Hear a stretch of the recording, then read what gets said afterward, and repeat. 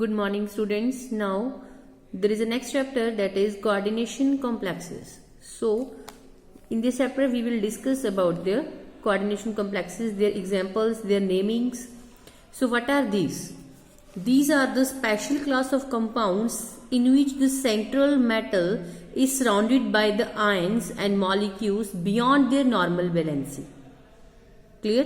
जो हमारे पास normal complexes होते हैं या जिनको हम सिंपल या ऑर्डिनरी कॉम्प्लेक्सेस होते हैं, वहां पे जो अटैचमेंट होती है मेटल के साथ, सेंट्रल मेटल एटम के साथ आयंस की, मॉलिक्यूल्स की, वो अकॉर्डिंग टू देयर वैलेंसी होती है. लेकिन these are the special class in which the central metal atom is surrounded by the ions और molecules beyond their normal valency. Means उसकी नॉर्मल वैलेंसी के बियॉन्ड जाकर कोऑर्डिनेशन कॉम्प्लेक्सेस बनते हैं. Means उन जैसे उसकी पॉजिटिव 2 है या 3 है, तो ये जरूरी नहीं है कि हमने उसके अकॉर्डिंग ही कॉम्प्लेक्स की फॉर्मेशन करनी है. ठीक है. So these are the compounds mainly present in the minerals, plants and animals, and also they play the important role there. So इनके जो मेन जो ये कॉम्प्लेक्सेस है वो कहाँ पे प्रेजेंट होते हैं?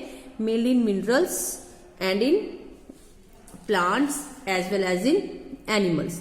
मैनी बायोलॉजिकल इंपॉर्टेंट कंपाउंड, जैसे कि जो वो भी ज्यादातर कोऑर्डिनेशन कंपाउंड्स ही हैं, जिनमें हमारे पास कॉमन एग्जांपल है हीमोग्लोबिन हो गया. ठीक है, which is a coordination compound of iron. Also हमारे पास क्लोरोफिल हो गया, which is a coordination compound of magnesium. So these are some important examples which are related as biologically. So इनकी बहुत सी एनालिटिकल केमिस्ट्री में, इंडस्ट्रियल केमिस्ट्री में, textile drying, electroplating, medicinal chemistry में ये सबसे ज्यादा वाइडली यूज होने वाले कॉम्प्लेक्सेस हैं. Clear? So now about their definition. These are the compounds which are formed by the combination of two or more stable compounds.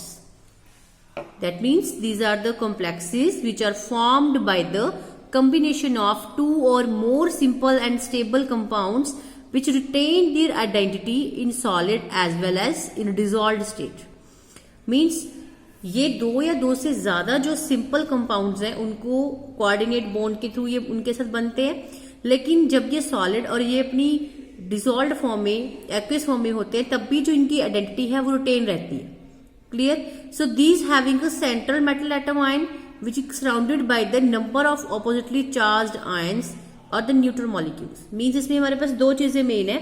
एक हमारे पास होता है, number 1 is central metal atom, central metal atom. दूसरा हमारे पास होता है attaching molecule, जिसको हम इस लैंग्वेज में बोलते हैं लिगेंड. जैसे कि हम, ये हमारे पास एग्जांपल्स हैं. निकल जो है, निकल के साथ ये सारे अटैच्ड हैं, तो ये हमारे पास क्या है? ये लिगेंड्स है. और ये निकल जो है ये हमारे पास क्या है? सेंट्रल मेटल एटम है. सिमिलरली यहाँ पे जो कोबाल्ट है वो सेंट्रल मेटल एटम है, और जो क्लोरीन है हमारे पास वो लिगेंड है. सिमिलरली यहाँ पे भी ये सारे क्या है? लिगेंड्स है, और ये हमारे पास क्या है?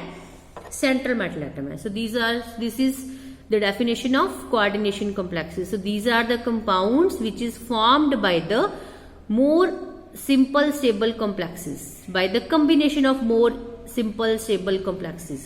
Clear? Now about the double salt. Double salt are the compounds which are formed by the addition or by it is formed by the two saturated compounds but they lost their identity when dissolved in water. जैसे कि मोहर salt हो गया हमारे पास, potassium हो गया. ये जो हमने प्रैक्टिकल में ये दोनों जिसकी क्रिस्टलाइजेशन करनी है, तो ये दोनों के दोनों हमारे पास क्या है? डबल सॉल्ट्स है. क्लियर? इसमें और कोऑर्डिनेशन कॉम्प्लेक्स में फर्क सिर्फ यही है कि वो अपनी आइडेंटिटी रिटेन रखते हैं, लेकिन ये अपनी आइडेंटिटी को लॉस कर देते हैं when they are dissolved in water. Clear? So this is a basic difference between the coordination complex and the double salt. Now some important points. Number 1 is coordination entity. Means जो हम ये coordination complexes लिखते हैं वो ordinary complexes से totally different है, तो उनको हम square brackets में लिखते हैं, ligand अंदर लिखते हैं, कोई और atom है उसको बाहर लिखते हैं. तो वो सारी की सारी डिस्क्रिप्शन जो है हमारे की पॉइंट्स में आएगी, जिसको हम यहाँ पे डिस्कस करेंगे. So first is the coordination entity, या उसको हम बोलते हैं coordination sphere. It contain a central metal atom or bonded to a fixed number of oppositely charged ion known as ligand. Mean जैसे कि हमने यहाँ पे आपको मैंने ये एग्जांपल डिस्कस करवाई NiCH3 6 times, so this is known as the coordination sphere. इतना जो स्क्वायर ब्रैकेट्स के अंदर होता है इसको हम क्या बोलते हैं, कोऑर्डिनेशन स्फीयर, जिसमें हमारे पास क्या होते हैं, लिगेंड्स और सेंट्रल मेटल एटम। और जो इस स्क्वायर ब्रैकेट के बाहर वाली ये चीज होती है इसको हम क्या बोलते हैं, आयनाइजेशन स्फीयर। दो स्फीयर्स बोलेंगे इनको, first is coordination sphere, second one is the ionisation sphere, क्योंकि ये जो है वो सेंट्रल मेटल एटम के साथ विद कोऑर्डिनेट बॉन्डिंग ये जो है वो अटैच होते हैं, ठीक है। ये कोऑर्डिनेट बॉन्ड के साथ अटैच नहीं होते, तो इसलिए इसको बोलते हैं आयनाइजेशन स्फीयर और इसको हम क्या बोलते हैं, coordination sphere. Now central metal atom, central metal atom क्या होता है, जिसके साथ जो है जो लिगेंड्स अटैच होते हैं, ligand attached to metal, that are known as the central metal atom. Clear. जैसे कि यहाँ पे क्या है हमारे पास, निकल, क्योंकि अमोनिया जो है वो इसके साथ अटैच है, so this is a central metal atom. For example when I am teaching in your class, you are the ligand and I am the central metal atom, because मेरे साथ आप लोग सब बाइंड हो जाते हो, तो मैं हूं सेंट्रल मेटल एटम और आप सब क्या है बेटा, ligands. So here nickel is ligand and ammonia is here, sorry nickel is central metal atom and ammonia is here ligand. Now actual में लिगेंड है क्या, ligand it is an atom और molecule which is capable of donating a pair of electrons towards the central metal atom or ion and which form the coordinate bond with it. Ligand अब क्या है, ligand को हम simple language में attaching molecule भी कह सकते हैं, ठीक है, या जो मॉलिक्यूल जैसे कोई उसके साथ अटैच है तभी वो लीव कर पाएंगे, तो मीन जो भी चीज उसके साथ अटैच हुई है उसको हम लिगेंड्स बोलते हैं। कोऑर्डिनेशन लैंग्वेज में उसको हम क्या बोलते हैं, ligand attaching molecule को। So these are the donating, they having a capability to donate a pair of electron। किसको करते हैं डोनेट बेटा, ये करते हैं सेंट्रल मेटल एटम को, जिसकी वजह से ये क्या बनाते हैं, कोऑर्डिनेट बॉन्ड। क्लियर। सो अभी हमारे पास है इसकी types, we having unidentate ligand, bidentate ligand, tridentate ligand और पॉलीडेंटेट लिगेंड्स। मींस अब इनके अकॉर्डिंग इसको हमने मोनो कैसे बोला, डाई कैसे बोला, ये ट्राई कैसे हैं, या फिर पॉलीडेंटेट लिगेंड्स क्या है, वो हम यहाँ पे अभी डिस्कस करेंगे। So what are the monodentate या फिर unidentate, these are the ligands which coordinate to the central metal ion through only one donor atom. Means uni क्या है यहाँ पे, ये कोऑर्डिनेट तो करेंगे but only through the one donor atom, so it is known as the unidentate या फिर monodentate. जैसे अमोनिया, वाटर, क्लोरीन हो गया, नाइट्रो कंपाउंड्स हो गए, मतलब नाइट्रो ग्रुप हो गए, ये सारे हमारे पास क्या है, these all are the unidentate ligand या simply monodentate ligand. Now next one is the bidentate. What are the bidentate ligands, ligands which have the two donor atoms and therefore can coordinate to the central ion at two positions। Means इसमें जो donor atoms होंगे वो कितने होंगे, 2।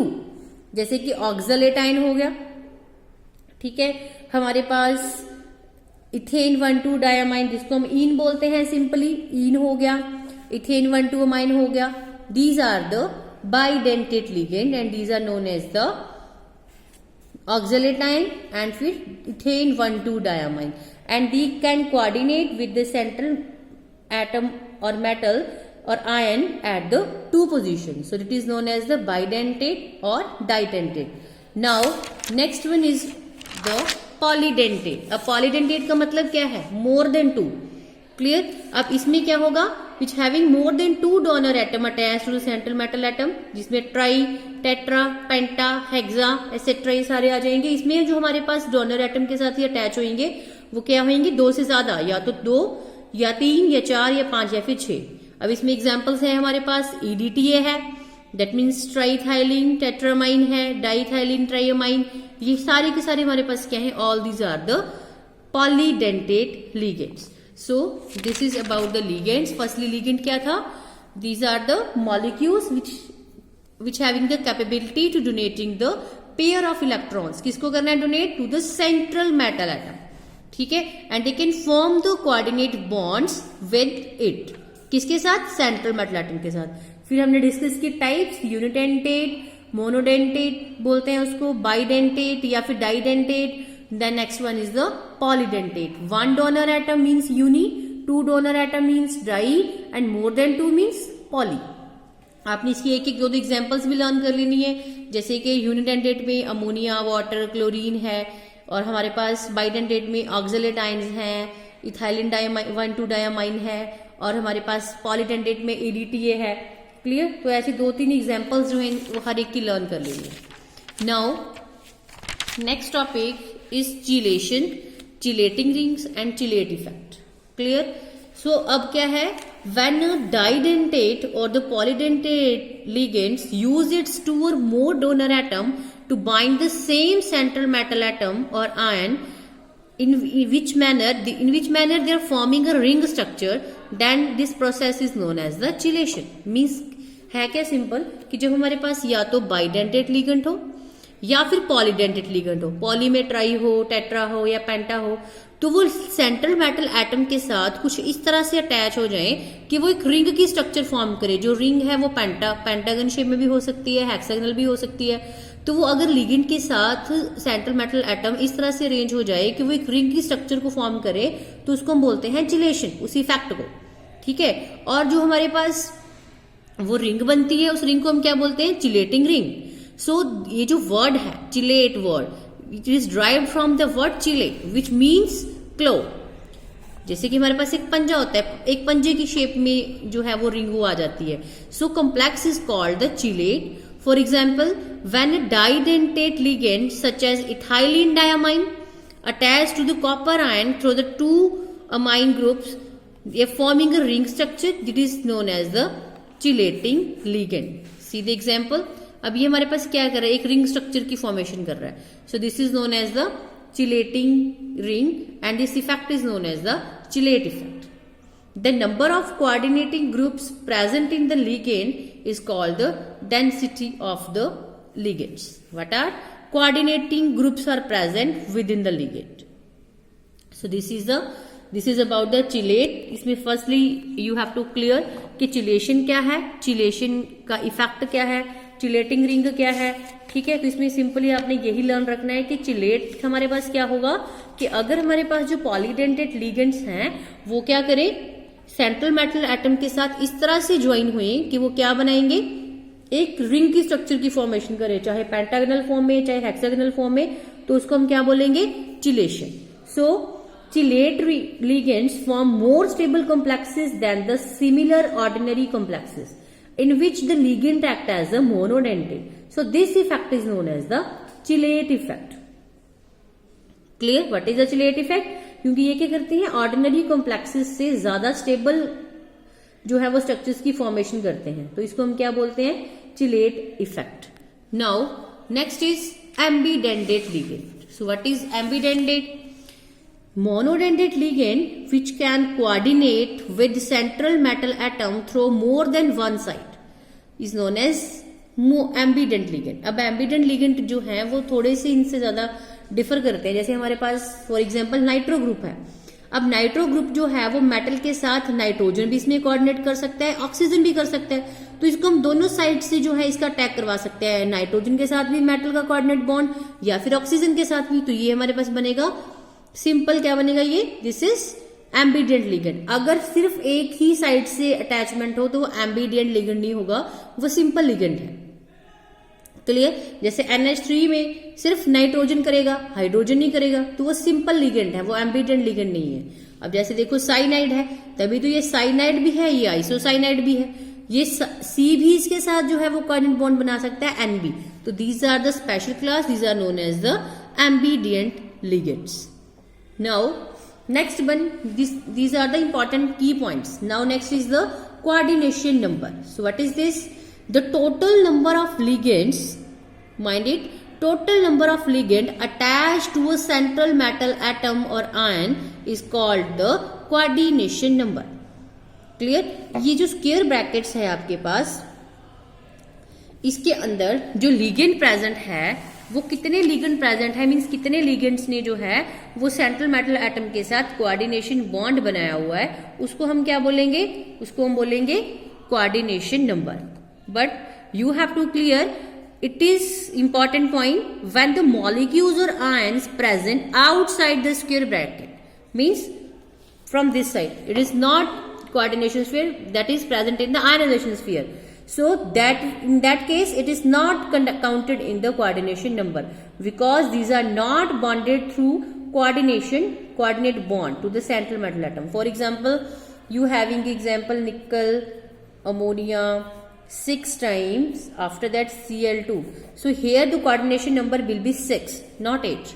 Clear? Because only the complex, in the complex which is present in the square brackets, they are form the coordinate bond with the central metal atoms. This is not. So it is not included in the coordination number. Only here the coordination number is 6. And in this case 2, in this case 4, and in this case 6. So this is the coordination number. Now next one is the homolaptic and the heterolaptic complexes. What are these complexes? In which the central metal atom is bound only one kind of donor groups. One kind of donor groups means totally जो है वो एक ही तरह का group attached है. जैसे कि है हेक्सा अमाइन निकल, ये यहाँ पे सिर्फ अमोनिया प्रेजेंट है तो ये क्या है होमोलैप्टिक. यहाँ पे होमोलैप्टिक. और अगर हमारे पास 2 या 3 डिफरेंट टाइप के लिगेंड्स अटैच होंगे सेंट्रल मेटल एटम के साथ तो वो हमारे पास क्या बन जाएगा हेट्रोलैप्टिक. सी दिस हेयर इज निकल के साथ क्या है क्लोरीन भी और वाटर भी, टेट्रा एक्वा डाइक्लोराइडो. ठीक है, तो ये 2 लिगेंड्स अटैच है यहाँ पे तो ये हमारे पास क्या बनेगा this is heteroleptic. This is heteroleptic complexes. Clear? So in this video we will discuss only the some important points, that is what is coordination complexes here.